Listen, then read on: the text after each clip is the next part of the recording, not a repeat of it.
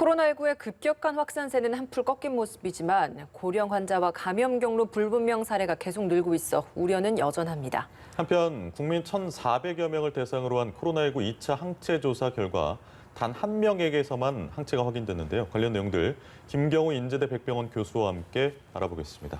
어서 오세요. 안녕하세요. 네, 먼저 오늘 신규 확진자 수치와 관련된 질문을 드리겠습니다. 오늘 하루 동안, 그러니까 어제 하루 동안 오늘 발표된 수치로 106명의 신규 확진자가 나왔습니다. 서울에서 32명, 경기에서 31명, 인천에서 8명 이렇게 나왔고 지역사회 감염만 보면 91명입니다. 어제, 그제에 이어서 두 자릿수가 좀 유지되고 있는 것 같은데 2.5단계 시행 2주가 지나고 나서 어제부터는 2단계로 시행됐습니다만 지금 나오는 그 수치들은 2.5단계의 효과다 이렇게 보면 되겠습니까? 네, 그래서 수도권에 강화된 2.5단계 조치를 통해서 좀 수도권을 중심으로 한 추가적인 감소세를 좀 기대했었는데 지금 전체 발생자 중에 수도권 발생 비율이 거의 7, 80%대를 계속 유지하고 있기 때문에 수도권 감소 비율이 굉장히 좀 더딘 것 같고요. 예, 전체적인 확진자세는 감소세에 있고 더 증가하는 건 보이진 않지만 수도권의 효과가 조금 미미해 보이는 것이 조금 좀 우려스러운 부분이 되겠습니다. 네. 2주간 시행했던 2.5단계 거리두기 그리고 어제부터 2단계로 조정해서 가져가고 있습니다. 어제와 오늘 지역사회 감염자만 보면 두 자릿수 되지 않습니까? 그러다 보니까 추석 전에 100명 아래로 떨어뜨리겠다는 방역 당국의 계획이 지금 실현되는 과정에 있다 이렇게 봐도 되는 건지요? 근데 힘들게 두 자릿수로 떨어뜨린 이 확진자 수를 어떻게 유지하느냐가 더 관건이 될 것 같습니다. 저희가 경험해 보셔서 알겠지만 급증할 때는 굉장히 빠른 시간 내에 증가를 하게 되고 특히 이제 감염자가 다른 사람을 감염시키는 세대기가 2, 3일밖에 되지 않고 또 한 사람이 여러 명을 감염시키기 때문에 만약에 우리가 조금이라도 방심하게 되면은 힘들게 유지한 두 자릿수가 추석 전에 언제든지 다시 한번 폭증할 가능성이 있겠고요. 또 이 떨어뜨리는 기간은 또 한번 또 감염되신 분이 감염력을 가지는 기간이 일주일 정도 되고 또 감염이 노출됐던 분들이 잠복기를 거쳐서 또 다른 사람을 감염시킬 수 있는 가능성이 2주나 되기 때문에 완전히 어떤 사람들이 감염력을 잃기까지는 한 2주 내지 4주 정도의 긴 시간이 걸리기 때문에 우리 힘들게 떨어뜨렸지만 언제든지 방심하면 폭증할 가능성이 있고 특히 이제 어제 오늘 같은 경우에 이제 구체적인 통계는 없지만 우리가 주변에서 느끼시기에는 방역 수치가 완화되면서 너무 좀 방역 수칙 준수를 좀 너무 소홀히 하는 부분이 좀 여러 가지 좀 주변에서 목격이 되는 개인 경험들을 하시는 분들이 계실 텐데요. 네. 또 이제 영업 시간이 좀 제한이 풀리면서 또 밤늦게 술도 많이 드시고 또 술 많이 드신 상태에서 응급실 방문하시는 분들도 늘어나고 이래서 방역 수칙을 좀 소홀히 하시고 여러 가지 또 만남과 모임을 더 많이 갖는 것들이 좀 우려가 돼서 이런 효과가 또 이번 주 내에 다시 증가세로 이어질 불씨가 남아있다 이렇게 좀 우려가 되는 부분이 되겠습니다. 그러니까 2단계로 완화시킨 것이 방역 수칙을 좀 소홀히 해도 된다라는 신호가 아닌데 그게 좀 잘못된 신호로 좀 비춰져서 실제로 좀 방역 수칙을 좀 지키지 않는 사례들이 나오는 부분에 대한 관리, 유지가 좀 제일 중요하겠네요. 네, 그렇습니다. 알겠습니다. 거리두기가 지금 단계로는 3단계로 나눠져 있습니다. 하지만 이걸 실제로 적용을 했을 때는 1.5단계, 2.5단계 이렇게 좀 새로운 단계들이 이제 발표가 되다 보니까 좀 혼란도 있었고 때문에 이런 것들을 좀 새롭게 조정해야 한다라는 의견들이 나왔습니다. 교수님 의견은 어떠신가요? 네, 일단 단계 수가 너무 이제 복잡하면 이제 국민들이 따라하기 좀 어려운 부분이 있기 때문에 또 미국 같은 경우에도 이제 3단계로 크게 이제 구별을 했기 때문에요. 아무래도 단계 수는 적은 게 좋은데 문제는 이게 실효성이 있느냐가 이제 또 가장 관건이 되겠는데요. 예를 들면은 그동안에 발생했던 국내외 사례들을 통해서 이런 모임, 이런 환경에서 감염 전파가 잘 일어나는구나 이런 것을 우리가 알게 되면서 거기에 맞는 방역 수칙을 좀 조정해 나가면서 좀 세밀하게 할 필요가 있겠는데요. 특히 이제 중대본 같은 경우에는 보건복지부뿐만 아니라 환경부라든지 여러 부처들이 함께 있기 때문에 이런 데에 대해서 조금 더 전문적인 아이디어나 의견들을 좀 모을 수 있는 중요한 굉장히 또 유리한 조직이 되겠는데요. 예를 들면 실내 어떤 공기 환경 관리라든지 이런 것에 대해서는 또 환경부에서 좀 적극적인 과학적인 참여, 어떤 관리 같은 것들이 우리가 이제 코로나 집단 감염에 굉장히 도움을 많이 줄 수가 있겠는데 예를 들면 지금 2단계 방역 수칙 중에 여러 가지를 보게 되면 하루 2회 이상 환기하기가 어떤 사업주 지침으로 되어 있는데 네. 하루 2회 환기하기가 이제 일단 충분할까? 그리고 환기를 어떻게 해야지 효과적이고 충분할까? 이것에 대한 구체적인 지침은 없거든요. 그렇기 때문에 좀 환경부의 어떤 과학적인 시뮬레이션이나 실험을 통해서 어떤 것이 충분한 환기를 가질 수 있고 또 어느 정도 간격으로 해야지 효과적으로 특히 이제 밀폐된 어떤 카페라든지 식당 내에서 바이러스 전파를 줄일 수 있을 것인가 이런 것에 대해서 조금 더 과학적인 실험에 기반한 방역 정책 이런 것들이 좀 많이 좀 나왔으면 하는 좀 아쉬움이 좀 있는 부분이 되겠습니다. 알겠습니다. 2차 항체가 조사가 나왔습니다. 국민 1,400여 명을 대상으로 항체 검사를 했는데 이 중에 단 한 명에게서만 항체가 지금 나왔습니다. 항체가 검사가 중요했던 것이 숨음 감염자의 규모를 파악할 수가 있고 그리고 집단 면역이 가능할지에 대해서 그 가능성을 타진할 수 있다는 점에서 중요한 연구 결과였는데 이렇게 나온 항체가 검사 결과 이거 어떻게 좀 보고 계십니까? 네, 그래서 일단은 우리가 감염률이 어느 정도 높을 때는 우리가 이제 충분한 표본수를 통해서 우리 국민들의 전체적인 어떤 항체 보유율을 추정해 볼 수가 있겠는데 지금 이제 8월 이전에 체열된 혈액을 가지고 했을 때는 네. 감염률이 높지 않기 때문에 1,400여 샘플 중에서 한 개만 나왔기 때문에 이것을 가지고 우리가 이제 0.07%로 해석할 수 있겠느냐라고 보기에는 표준 오차 범위가 너무 크기 때문에 우리가 이제 정확하게 좀 추산하기 어려운 부분이 되겠고요. 우리가 이제 항체 검사를 하는 목적을 조금 다시 한번 항체 검사를 해서 무엇을 하려고 하는지 한번 좀 생각해 볼 필요가 있을 네. 것 같고요. 만약에 뭐 연령별, 지역별 감염의 차이를 좀 비교해 보고 싶다면은 우리가 이제 항체 검사 결과는 없지만 우리가 확진자 통계 등을 통해서 지역별, 연령별 감염률 변화 차이 같은 것을 충분히 알 수가 있기 때문에 좀 어느 정도 감염률이 좀 진행된 다음에 우리가 충분한 양의 대상 샘플을 통해서 대표적인 샘플을 통해서 어떤 항체 보유율을 추정해 볼 수 있는 그런 연구는 향후 좀 진행될 수 있을 것 같은데요.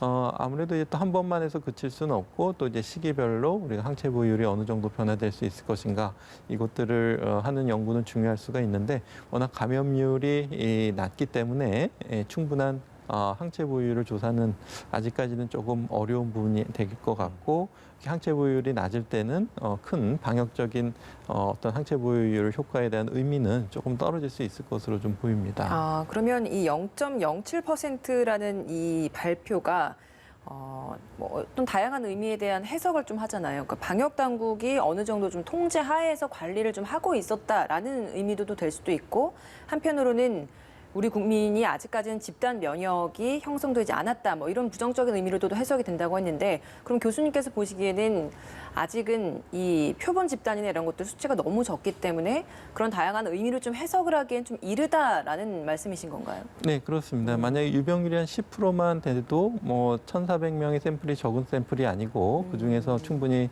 140개 정도 나올 수가 있겠는데 워낙 뭐 0.1%도 안 되는 어떤 유병률이라면은 그만큼 더 많은 샘플이 필요하게 되고 지금 샘플로는 이제 적은 유병률에서는 적절하지 않은 수의 표본수가 되겠는데 그러기 위해서는 더 많은 노력과 시간이 필요한데 그것에 비해서 이제 얻을 수 있는 어떤 우리가 방역적인 자료나 이런 것들은 조금 미미할 수 있겠다 이렇게 좀 볼 수가 있겠습니다. 예. 이게 몸속에 항체가 생기고 나서 3개월 정도면은 사라진다라는 연구 결과도 나왔기 때문에 이 조사할 시점에 생겼던 항체가 사라졌을 가능성은 얼마나 보십니까?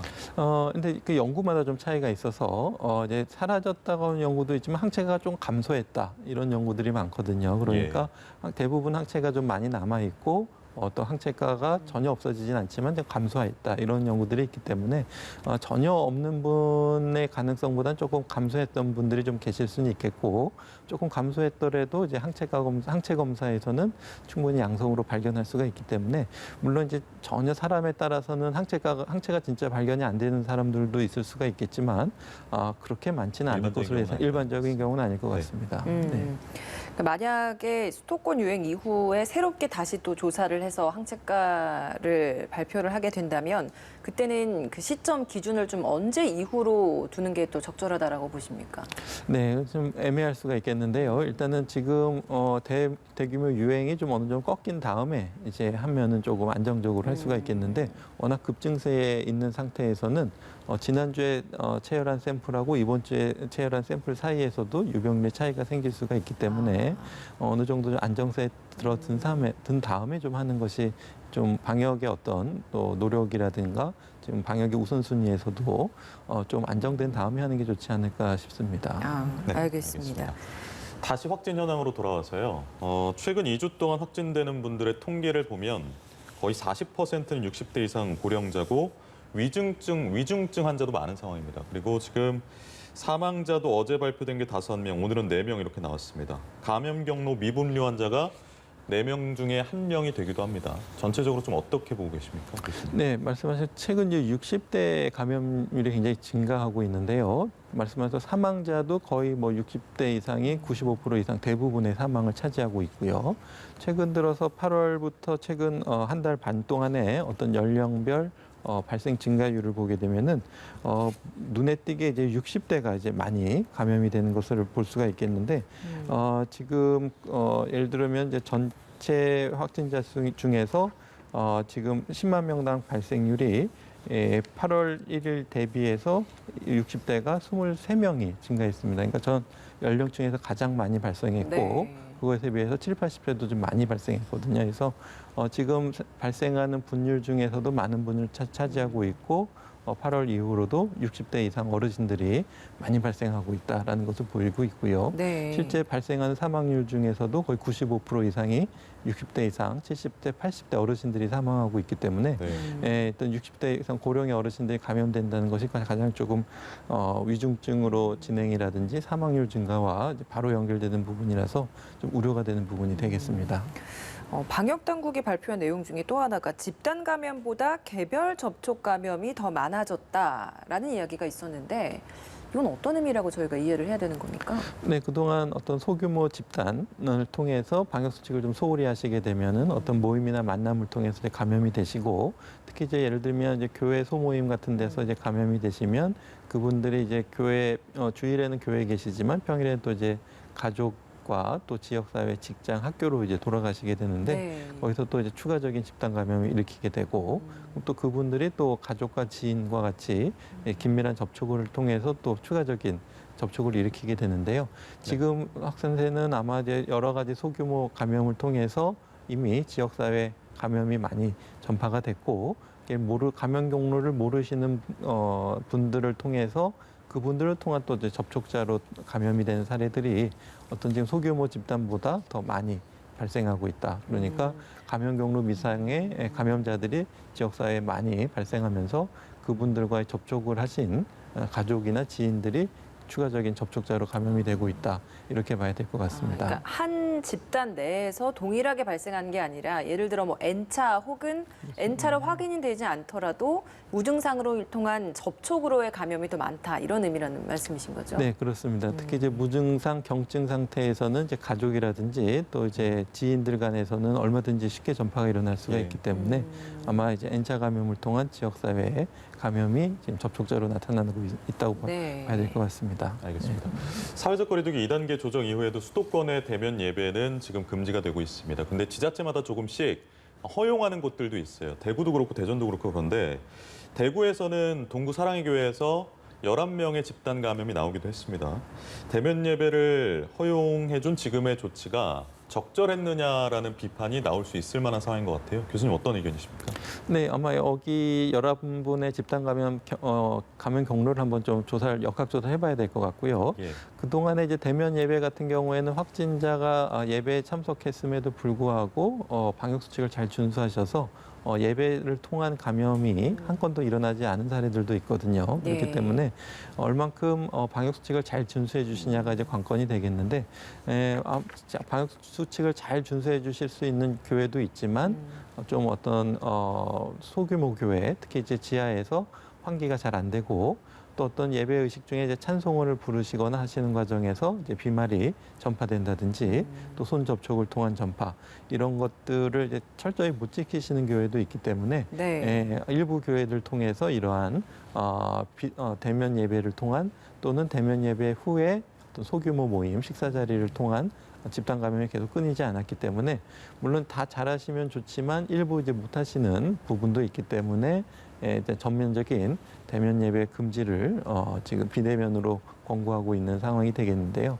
아무래도 좀 감염세가 좀 줄어들게 되면은 좀 대면 예배를 방역 수칙을 철저히 지키시면서 찬송을 또 부르지 않으시고 이제 비말이 전파되지 않게 그렇게 할 수 있는 시간이 올 것 같은데 지금같이 감염이 확산세가 있을 때는 좀 최대한 좀 자제해 주셨다가 좀 안정세가 되면은 방역 수칙을 철저히 지키시고 또 방역 수칙을 잘 못 지키는 교회나 그런 예배를 중심으로 보다 조금 교육이나 홍보를 통해서 네. 이런 방역 수칙을 잘 준수하실 수 있도록 잘 안내하는 노력도 필요할 것 같습니다. 네, 알겠습니다.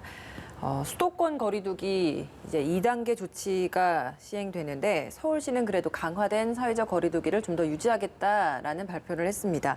한강공원 같은 경우에도 일부 공원은 출입을 제한한 곳이 있는데 이것도 좀 일단 유지하겠다라고 했는데 하지만 공원을 지나가면서 산책하는 건 또 가능하잖아요. 요즘 날씨가 너무 선선하고 좋다 보니까 많은 분들이 야외에 나가고 싶다 이런 분들도 많더라고요. 어떻습니까? 야외에 나가서 한강공원을 가더라도 산책을 하는 정도면 마스크를 벗고 산책을 해도 괜찮은 겁니까? 일단 야외에서 활동하실 때는 2m 이상의 충분한 거리두기가 가능하시면 마스크를 안 쓰셔도 되는데 말씀하시는 어떤 사람들이 많이 산책을 하시는 곳에 가보시면 사실 2m 거리두기를 항상 유지하기 어려운 부분도 좀 많이 있거든요. 이렇게 예, 또 지나가시는 지나가는 경우도 그렇죠. 있고요. 내 앞뒤로 있다든지. 예. 그래서 그런 경우에는 충분히 이 야외에서도 감염될 가능성이 있기 때문에 야외에서 이제 충분한 거리두기가 어려운 상황에서는 야외에서라도 마스크를 쓰시고 또 이제 비말이 나갈 수 있는 어떤 큰 소리를 지른다던가 뭐 이런 것들은 좀 자제하시는 노력들이 필요할 것 같고요. 네. 그럼 마스크를 쓰고 좀 산책을 하면 되지 않을까 이렇게 생각하고 계신데 그럼에도 왜 통제를 할까 보게 되면은 이제 마스크를 쓰고 산책만 하시는 것이 아니라 대부분 또 거기에서 모이셔서 또 마스크를 벗고 또 하시는 부분들이 예. 잘 통제가 되지 않기 때문에 아예 출입을 못하게 하고 있는데요. 만약에 이제 좀 모든 분들이 좀 방역 수칙을 잘 지키실 수 있고 마스크를 잘 쓰시고 어떤 간단한 운동 정도만 다 같이 잘 하실 수 있다면 좀 통제를 좀 해제하고 좀 운동하실 수 있는 그런 기회가 주어지면 좋을 것 같습니다. 네. 네, 알겠습니다. 그리고 10인 이상 집회 금지는 유지가 됐습니다. 그리고 28일부터 2주간 특별 방역 기간을 지정함에 따라서 다음 달 11일까지는 계속 10인 이상의 집회는 금지입니다. 일부 보수단체가 개천절 그리고 한글날의 집회를 예고한 상황에서 적절한 조치였다라고 판단을 여러 전문가들이 하는데 방송에서 여러 번 언급하셨습니다만 집회가 사실 이 시점에서 위험한 이유에 대해서 다시 한번 좀 언급을 해주시죠. 네, 아무래도 이제 집회를 하시게 되면 고성을 또 지르시게 되고요. 또 마스크를 착용하셨지만 마스크가 또 흘러내린다든지 또 그것을 조절하시는 어떤 경찰들 분들도 그 과정에서 감염되신 사례가 있고요. 또 집회 현장뿐만 아니라 집회 현장 주변의 어떤 실내 시설, 카페라든가 화장실, 식당 이런 데 또 몰리시면서 거기서 이제 감염이 되고 심지어는 이제 집회를 참여하지 않으셨지만 이제 집회에 오신 분과 그런 시설에 같이 노출되셨던 분들이 또 감염되는 사례도 있기 때문에 네. 아무래도 이제 집회뿐만 아니라 집회를 통해서 여러분들이 거기에 밀집되게 모이는 것 자체가 아무래도 감염의 위험성을 높이기 때문에 물론 이제 충분한 거리를 띄우고 마스크를 착용하고 하신다면은 감염 위험은 없지만 완전히 그렇게 안전하게 집회를 하기는 좀 현실적으로 네. 어려운 부분이 있어서 좀 특히 이제 지금과 같이 감염 확산세가 증가하는 추세에서는 좀 자제해 주시는 노력들이 좀 필요할 것 같습니다. 그 정부가 추석 연휴 기간 이동도 많아지기 때문에 이 기간은 특별 방역 기간으로 정하고 더 강화된 조치를 발표하겠다라고 예고를 했습니다. 어떤 부분이 좀 담길 거라고 예상을 해볼 수 있을까요? 글쎄요, 아무래도 이제 추석 때 좀 지방으로 가시거나 또 지방에서 오시는 것을 좀 자제를 좀 강력하게 권고할 것 같고요. 네. 금지하기는 좀 어려울 것 같고, 예, 위험성을 충분히 사례들을 좀 소개를 하면서 위험성을 좀 충분히 국민들에게 알리는 노력들이 필요할 것 같고요. 또 이제 아무래도 다중이용 시설들을 또 많이 이용할 가능성이 많기 때문에 네. 예, 그런 밀폐된 환경에 노출되는 그런 시설에 대해서 이용을 좀 제한할 가능성이 있을 것으로 보이는데요.